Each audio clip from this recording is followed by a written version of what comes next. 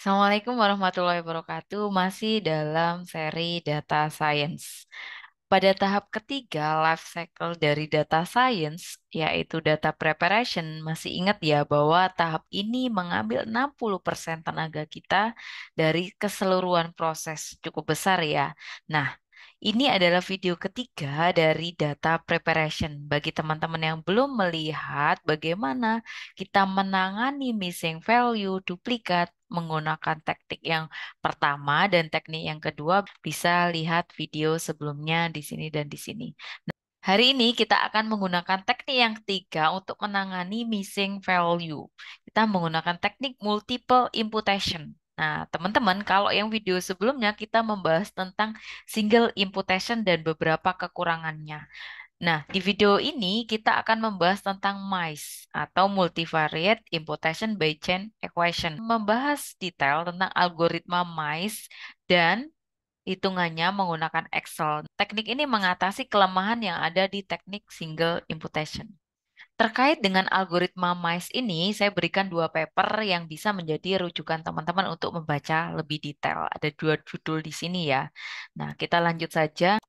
Mengulang sedikit tentang metode yang kita bahas sebelumnya, yaitu single imputation. Ada beberapa hal yang menjadi kekurangan dari single imputation. Yang pertama adalah mungkin metode ini tidak bisa dipercaya sepenuhnya. Kenapa? Karena outputnya akan sepenuhnya homogen atau sama, tidak memiliki variasi alami dari data aktual. Kemudian ada dua hal yang perlu diperhatikan, teman-teman, yaitu kalau kita memakai metode sebelumnya, yaitu single imputation, itu akan bermasalah di bias dan variance. Bias itu bisa jadi eh, data itu tidak akurat gitu ya. Kemudian variance itu adalah sejauh mana sih data itu bervariasi dari nilai rata-rata atau means-nya. Nah, kita lihat di layar ini. Jadi, yang saya merah itu adalah beberapa data yang missing value. Nah, kita coba di bagian umur.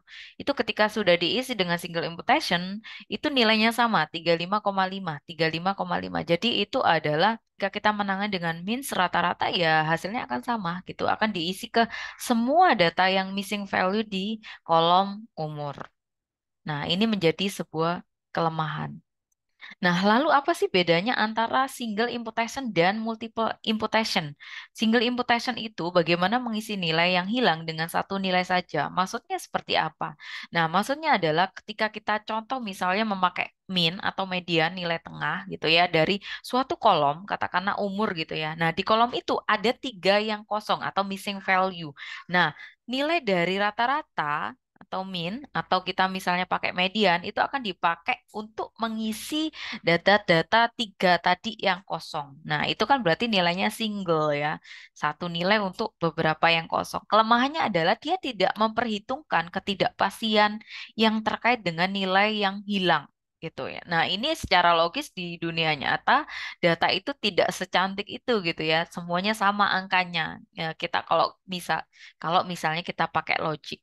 Nah, kalau pakai multiple imputation, dia akan membuat beberapa set data imputasi gitu ya, data pengganti, memberikan gambaran yang lebih akurat tentang ketidakpastian dan kompleksitas variabilitas dari sebuah data. Jadi nilainya tidak akan sama teman-teman seperti yang ada di single imputation.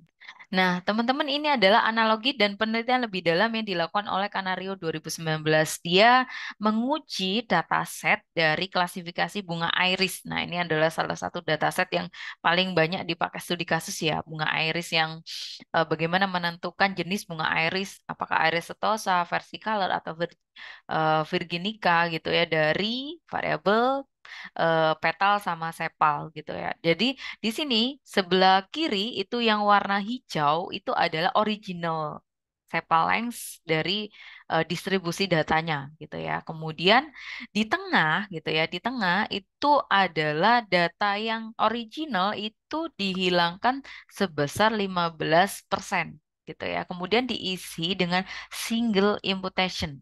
Oke, kemudian sebelah kanannya lagi gitu ya, itu dia dilakukan yang sebelah kanannya lagi 15% yang coba dihilangkan atau di missing value kan itu dilakukan multiple imputation. Nah, kemudian yang bawahnya itu diperbesar, teman-teman. missing value-nya. Jadi 25%, bawahnya lagi 33%, kemudian seterusnya itu 50%, 75%. Jadi diperbesar. Nah, kita bisa lihat teman-teman dan kita bisa amati bahwa ketika kita memakai metode single imputation yang tengah, warna biru, kemudian dan multiple imputation sebelah kanan, dari data-data yang missing value-nya itu ditingkatkan, dihilangkan gitu ya, 15% ke 25%, 33% dan seterusnya tadi, kita lihat bahwa distribusi datanya ketika kita memakai multiple imputation itu cukup terjaga. Kita bisa amati ya di sini, kemudian di sini dibandingkan dengan menggunakan single imputation yang memakai nilai tunggal seperti itu. Jelas-jelas itu cukup jauh ya bedanya dengan original datanya yang warna hijau.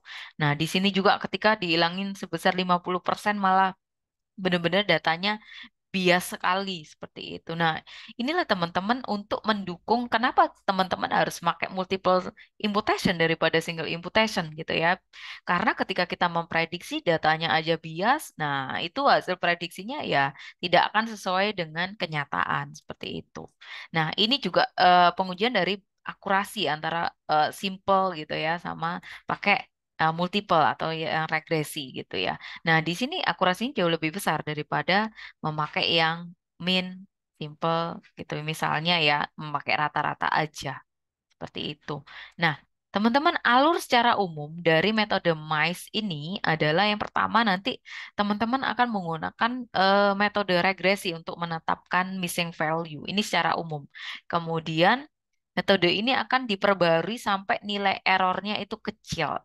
Nilai selisih dari matriksnya kecil dari beberapa iterasi. Ini juga melibatkan iterasi untuk mendapatkan selisih terkecil. Kemudian nilai missing value akan diupdate setiap iterasinya.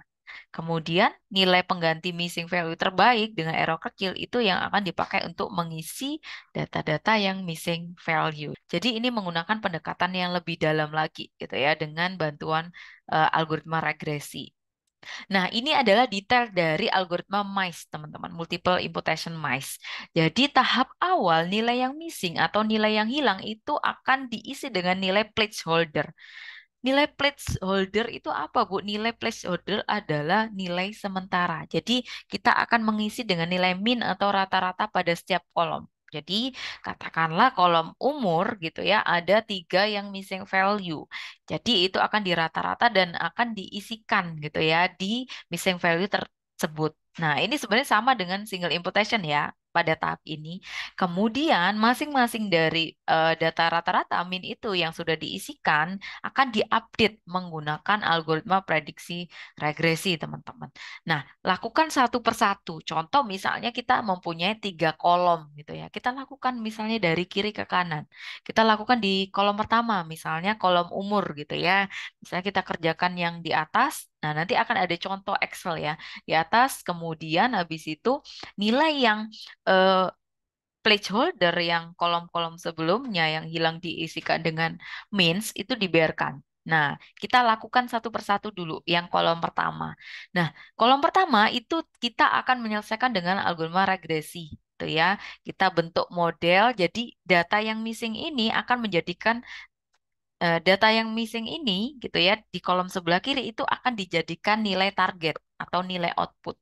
Nah, yang sebelah kanan itu akan dijadikan variabel variabel independen gitu ya.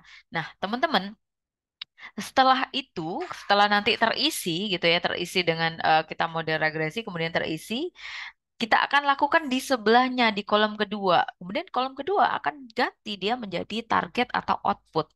Yang lain yang sudah terisi penuh gitu ya, itu akan menjadi variabel independen seperti itu dan seterusnya sampai nanti selisihnya kecil. Nah, kita akan hitung satu persatu. Nah, teman-teman ini teman-teman bisa lihat bahwa kita mulai dengan iterasi yang pertama gitu ya. Di sini iterasi yang pertama. Jadi ini adalah dataset kita gitu ya. Oke, dataset kita terdapat 3 missing value, none gitu ya, not a number gitu ya. Kemudian kita pisahkan antara kategorikal dan numerik variabel. Kita akan lakukan yang numerik dulu gitu ya, numerik variabel. Nah, teman-teman, numeric variable itu ada umur di sini, ada credit score, ada penghasilan gitu ya, ada tiga ini.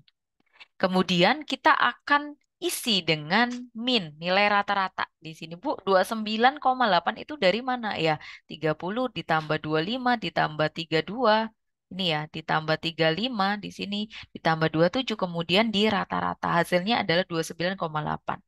Begitu juga di kolom penghasilan, begitu juga di credit score, teman-teman. Nah, ini nilai min dulu. Ini adalah nilai placeholder. Nah, kemudian langkah berikutnya kita akan mengganti nilai placeholder atau nilai sementara dengan bantuan algoritma regresi gitu ya. Nah, Bu, 31 koma ini dari mana? Ini adalah dari model regresi, teman-teman. Model regresi itu kan dia penghasilan dan credit score ini sebagai variabelnya gitu ya, variabel eh, i- ini sebagai variabel independen. Kalau yang ini adalah sebagai output atau targetnya gitu. Kita membentuk model dulu gitu ya. Modelnya terbentuk kemudian kita akan prediksi kalau kredit skornya 0, penghasilannya 650 berapa outputnya. Nah, ini teman-teman kalau misalnya teman-teman lupa bagaimana metode regresi, nah boleh cek lagi ya. Jadi ini hasilnya di sini, kemudian dia akan dibawa ke sini gitu ya. 31,224. Nah, selanjutnya kita bawa ke proses di sini, teman-teman. Umur tadi sudah terisi ya dengan prediksi regresi. Kemudian kita akan lakukan di kolom sampingnya, yaitu kolom penghasilan gitu ya. Awalnya memakai nilai placeholder atau sementara 510 ini kita akan ganti juga menggunakan metode regresi. Nah, itu nanti ganti teman-teman. Jadi nanti variabel independennya jadi umur gitu ya sama credit score. Nah, outputnya atau labelnya itu adalah penghasilan, gitu ya. Nanti dilakukan hal yang sama persis, teman-teman. Mencari mode regresi, kemudian dia akan ketemu eh, 367, sekian. Nah, setelah itu kita beralih ke sini, gitu ya, ke kolom credit score. Lakukan hal yang sama sampai semua kolom-kolom missing value itu bisa terisi teman-teman menggunakan model regresi. Nah, langkah berikutnya kita akan kurangkan dua dataset terakhir kita, teman-teman. Ini adalah dataset yang baru terbentuk dan ini adalah dataset yang tadi menggunakan placeholder, gitu ya. Kemudian dikurangkan, ini adalah selisih difference metricnya. Nah, untuk nilai negatif ini nilainya adalah absolut ya, teman-teman. Ini hanya menandakan posisi aja gitu ya, tapi nilainya adalah kita positif. Kemudian di iterasi kedua kita lanjutkan, kita pakai data yang terakhir yang kita modelkan. Kemudian setelah imputasi, Bu, caranya seperti apa kok tiba-tiba nilainya berubah gitu ya. Kita pakai cara yang sama persis, teman-teman. Jadi kita mulai dengan nilai yang ada di umur. Kita modelkan ya, kita hapus nilai 31,224 ini, kemudian kita modelkan kembali model regresinya dengan independennya adalah penghasilan dan credit score, kemudian target atau labelnya adalah umur. Kita modelkan, kemudian kita prediksi kalau credit score-nya 0, penghasilannya 650 berapa umurnya gitu ya. Ini kita prediksikan. Nah, itu dilakukan satu persatu seperti yang tadi. Oke, kemudian kita hitung lagi selisihnya. Oh, ternyata masih besar ya di sini 160, ini, kemudian ini gitu ya. Kita lakukan iterasi ketiga. Kemudian lakukan hal yang sama gitu ya, satu-satu dimodelkan kembali. Kemudian sampai di sini iterasi keempat. Itu sampai ke ada selisihnya 0, penghasilan ini 2,3 gitu ya, kredit skor 0,0. Nah, kemudian sampai ke iterasi 5 dan 6. Di sini nanti akan dicek perbedaan matriks selisihnya seberapa kecil gitu ya. Kita pilih yang paling terkecil. Di iterasi ke-6 ini sampai ke sini iterasinya cukup kecil, teman-teman. Di umur itu 0,2, penghasilan 0, kredit skor 0,0019. Jadi cukup kecil. Nah, inilah dataset kita yang terakhir, teman-teman. Nah, ini diisi 457,83 untuk penghasilan, 30,8 untuk umur, dan kredit skor 0,388. Ini adalah hasil terakhir. kita bahas sedikit tentang regresi gitu ya, mengulang bahwa regresi adalah salah satu metode statistik yang digunakan untuk machine learning, pembelajaran mesin gitu ya, untuk memodelkan dan menganalisis hubungan antar variabel. Jadi dia mencari sebuah line of regression gitu ya, garis pemisah lah sederhananya, bahwa contoh misalnya ini adalah kelas outputnya label satu gitu ya, apel, yang dua ini anggur misalnya ya. Kalau misalnya dari variabel-variabel ini ada variabel baru gitu. Oh, eh, buah baru ini diklasifikasikan di buah pertama atau buah kedua gitu ya.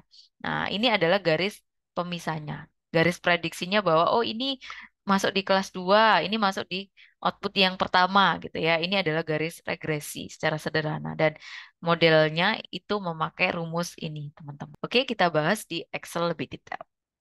Nah, teman-teman, ini adalah data Excel-nya. Sebenarnya sama dengan yang di PPT, hanya saja ini saya menghitung manual supaya lebih enak. Nah, ini adalah data-data yang missing value atau data yang hilang, gitu ya. Kita akan lakukan isi dengan nilai placeholder atau nilai sementara.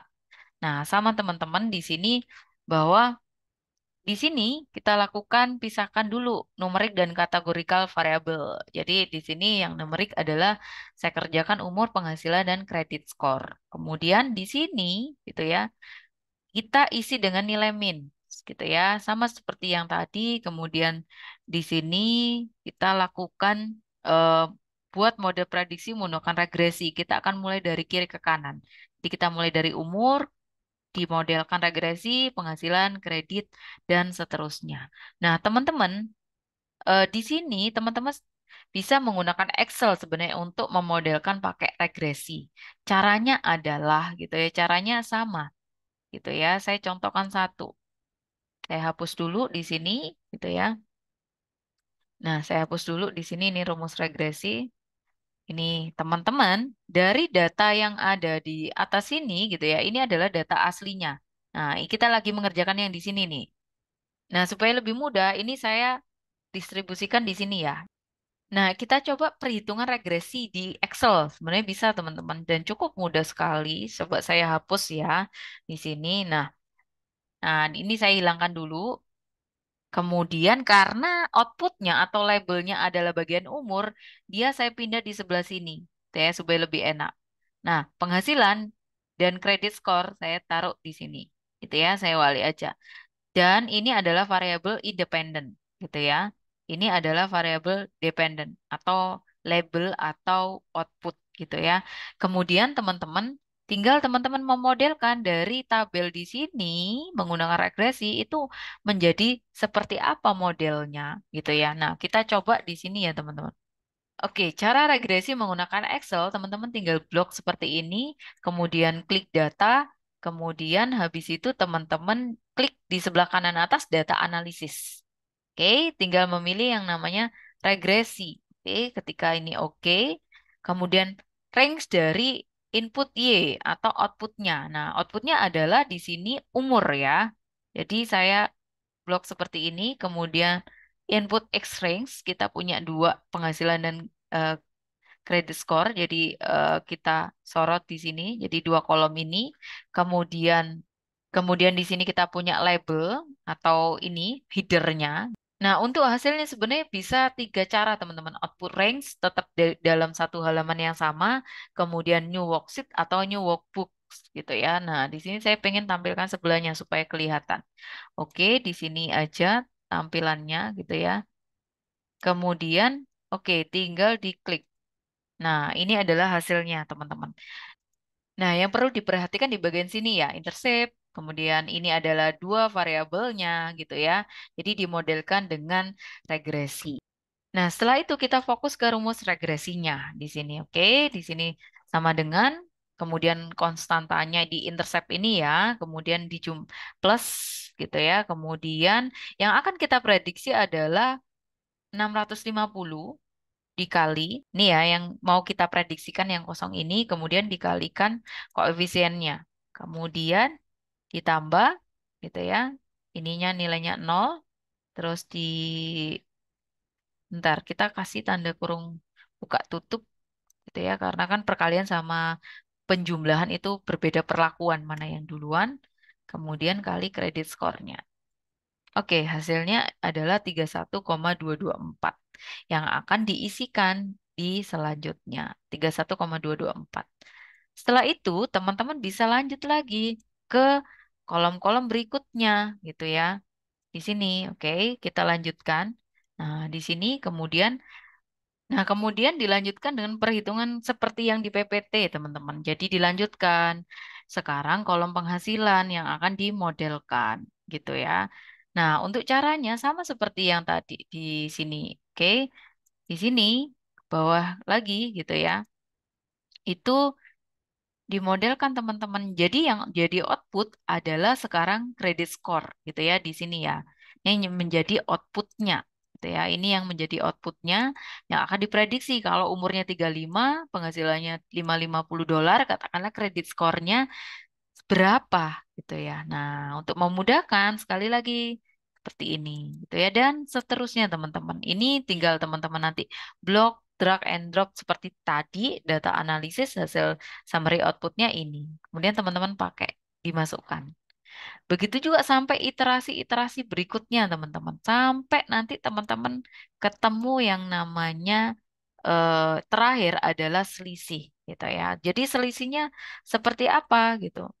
Oh, ternyata masih besar selisihnya 142. Ini iterasi pertama ya. Nah, lakukan iterasi yang kedua, teman-teman. Di iterasi kedua sama persis gitu ya. Kita pakai dataset yang terakhir kita pakai. Kemudian di sini kita akan hilangkan 31,32, kita update istilahnya. Kita modelkan lagi dengan yang namanya regresi. Ini umur, kemudian penghasilan, kredit skor. Oh, ternyata hasilnya sekian. Selisihnya berapa? Oh, ada penurunan misalnya.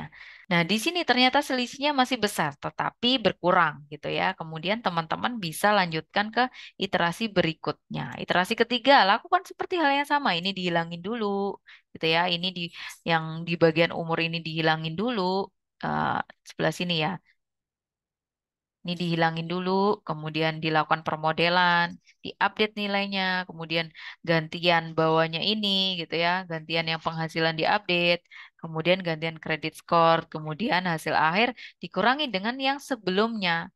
Nah, di sini selisihnya udah mulai turun nih. Nah, kalau yang di atas ini kan 160 gitu ya di penghasilan ini udah mulai turun jadi 67 gitu ya. Dan seterusnya sampai nanti di iterasi ke-6 gitu ya.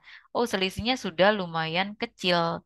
Jadi sebenarnya kapan sih Bu kita berhenti gitu ya untuk melakukan iterasi kalau misalnya selisih matriksnya itu kecil, teman-teman. Nah, nanti di pemrograman Python itu teman-teman bisa tentukan berapa iterasi, misalnya 10 berhenti gitu. Nah, itu akan mengisi nilai-nilai yang missing value atau kosong. Kita kembali lagi ke PPT.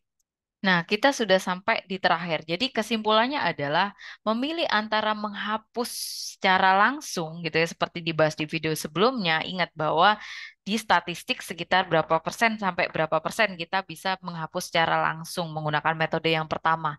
Kemudian kita bisa melakukan imputasi menggunakan single, tapi kelemahannya adalah bias dan variance.